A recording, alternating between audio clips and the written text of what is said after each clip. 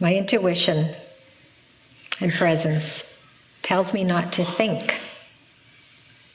How can I do that and continue to live in this world and make money, etc.? Two different things completely, aren't they? Your intuition, your presence need nothing. Nothing. So if it tells you not to think, don't think. But I can see that a thought automatically comes. And that thought goes into the human realm of fear. How will I survive? How will I survive? Who is that I that wants to survive? The belief in separation, that you are a form, a separate form, that needs, that wants, that desires, that needs to be fulfilled. On a level that we've all agreed that this is success when you have this much money or you accumulated this status.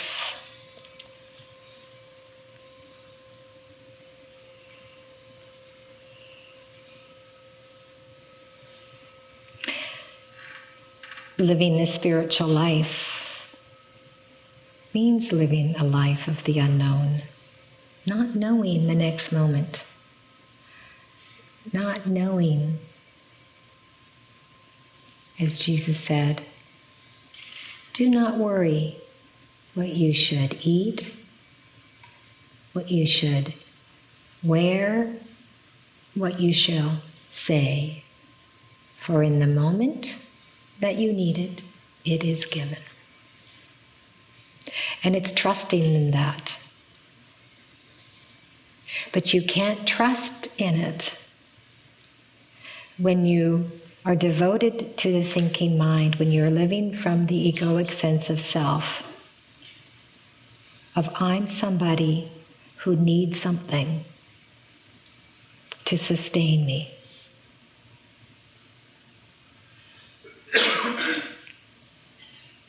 What truly sustains us is God itself, a consciousness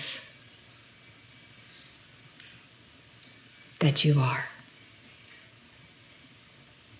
That is the gift of God, the gift of grace. To know and live your life being still, accepting what is, aligning with God consciousness. And in that God consciousness, you move from that place and you'll be surprised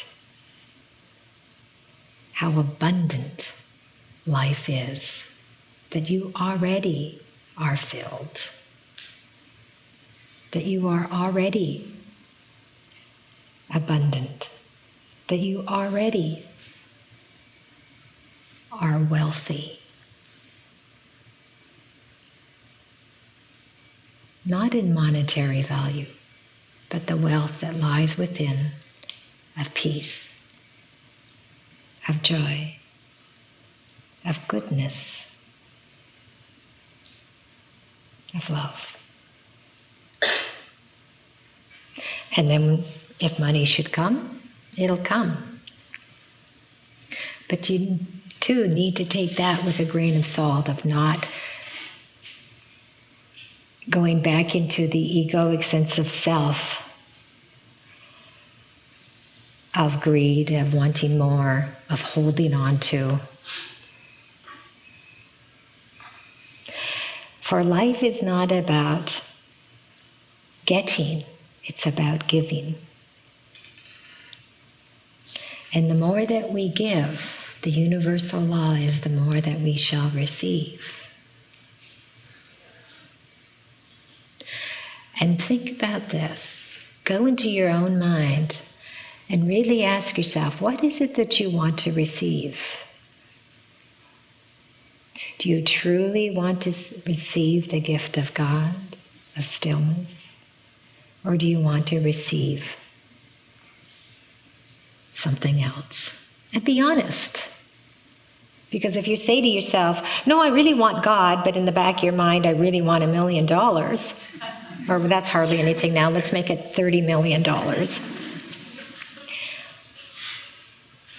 You're only lying to yourself.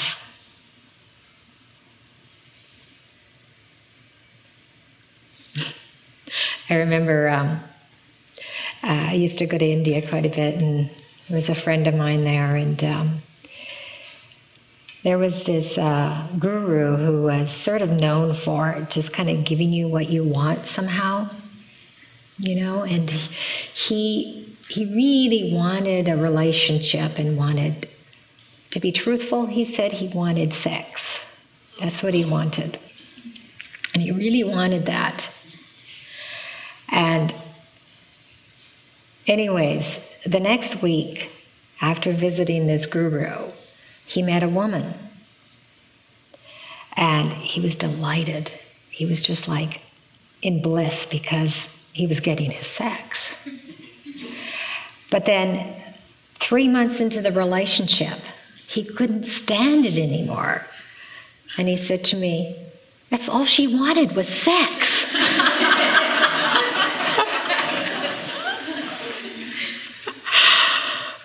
So even when we get what we want, are we really happy with that? No, it isn't. Not at all. You can ask a lot of wealthy people that. They have millions of dollars, and are they happy? Are you truly happy? Most of them will say, no, I am not. Seek ye first the kingdom of God, and all things shall be added unto you.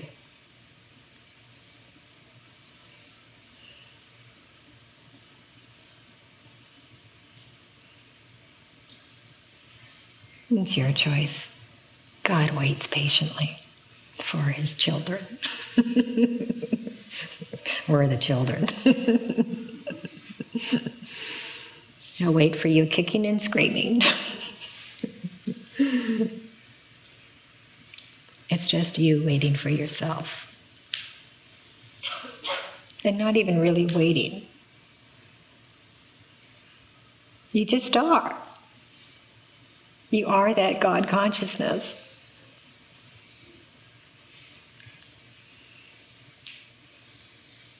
Putting a mask on. Sometimes believing in the mask, and sometimes seeing through the mask. And that's our task, is to see through the mask.